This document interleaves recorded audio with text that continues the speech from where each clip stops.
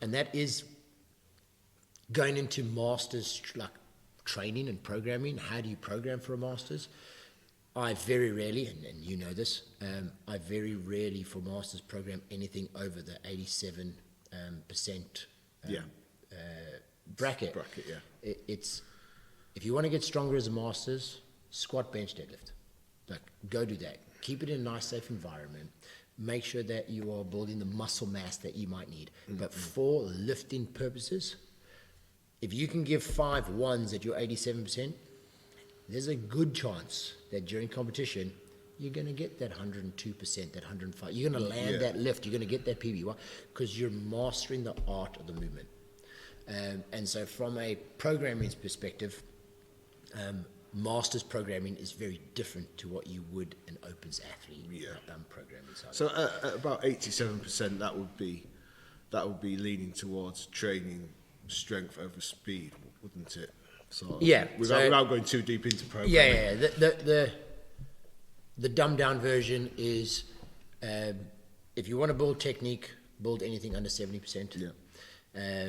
If you want to build that transition phase of where you're trying to replicate the lift as what it's going to be, anything between your 70 and 85%, and then you just increase the volume of that. And then if you're programming anything above that, then you're trying to program more of the strength element of the movement. And that's like, I know there's people that are like, oh, well, actually, there's a whole technical aspect to it, and how many reps you do, and how many times you should do that weight, and blah, blah. That's not what the basic version is. Improve your speed, improve your technique, anything under 70%. Coming up to a comp, building towards it, and we're talking masters athlete, we're not, like I was saying, I know there's people that'll be like, oh, so-and-so, we're talking masters, we're talking people that we've got have to look jobs, after ourselves a little bit have more. jobs, have kids, have lives, have all that kind of shit. Building up to a comp, spend more time in the 75, 85 bracket, and that'll prepare you for the comp, and then only randomly touch those max lifts. And even then, not even the hundreds. I think, how many times have you had 100% attempts in your program? I think not very often. It's just like heavy for the day. It's 100% max for the day rather than just an outright max. So it's like, how are you feeling that day? You know, if it's been a heavy week, you might I might have been sort of like building patios 3 or 4 days. If you come in and you don't feel you can get to 100%, and you lift heavy for the day and it's 95%, then that's it's sporadic. It's random. But you spend majority of your time under that. And so that's where I think, again, going back to what we said earlier, the fear of people having is like, I've got to lift heavy. We actually don't.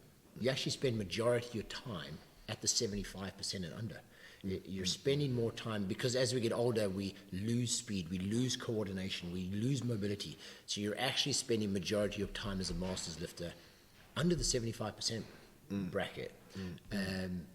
And then you are only sporadically going into your 85s and that, and then even then that is pushing the boundary, inverted commas, relevant to what the athlete's lifestyle is. And then, like you're saying, sporadically going into the, do I lift heavier than that? All your other strength developments in weightlifting should come from squat, bench, deadlift, isolation type stuff, where you actually build that muscle mass.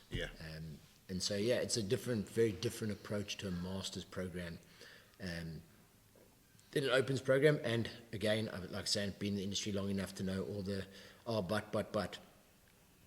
A 35-year-old is a master. But they're not masters. No. I think that's a bit of a, you can get a bit sort of waylaid with that. And I think that's where when, again, you've heard me in classes and that bitch and moan about it. I hate when an athlete comes and tells me, I saw on Instagram. I get it. That's that moment. But when we talk masters and then you come with a video and you show me a video of a 36-year-old, he's not really masters. Like 2 years ago, he was in the open bracket. Say world records. That post that he's posting, contradicting what has been said, because he's a masters athlete. It's for him to get clickbait. It's for him to ask questions. There is a different cycle for an athlete that is 40 to 45, of course.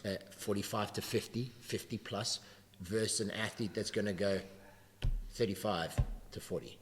And we all, any youngster that watches us, be like, oh, these fucking old guys, on about age. Yeah, and I was there. You've heard the saying enough times, it's not bullshit. You turn 40, you wake up the next day and you're like, what the where did that come from? Life just changes. And you've got to spend more time lifting. You've got to spend more, and again, going into the program side of it, spend more time lifting the basics. You just warming up, preparing yourself. In theory, it's the old saying of life.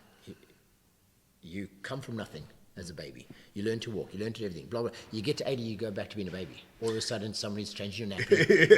You're lying around, you're decrepit, you're not moving. The loop goes round.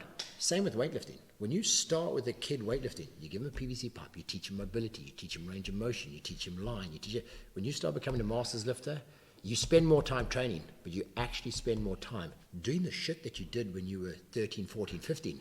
Get the PVC pipe out, find your line, find your range of motion, find your technique, find everything. That shit will serve you better, of course, in your lifting than you going, load me up to my 95 and I'm going to do every minute on the minute, I'm going to do one. Then you put your hip out and you're like, God, right, that's me for a month. See ya. Cool when you're in your 20s. Cool. Like I love watching Maddie Rogers. I followed her for many years.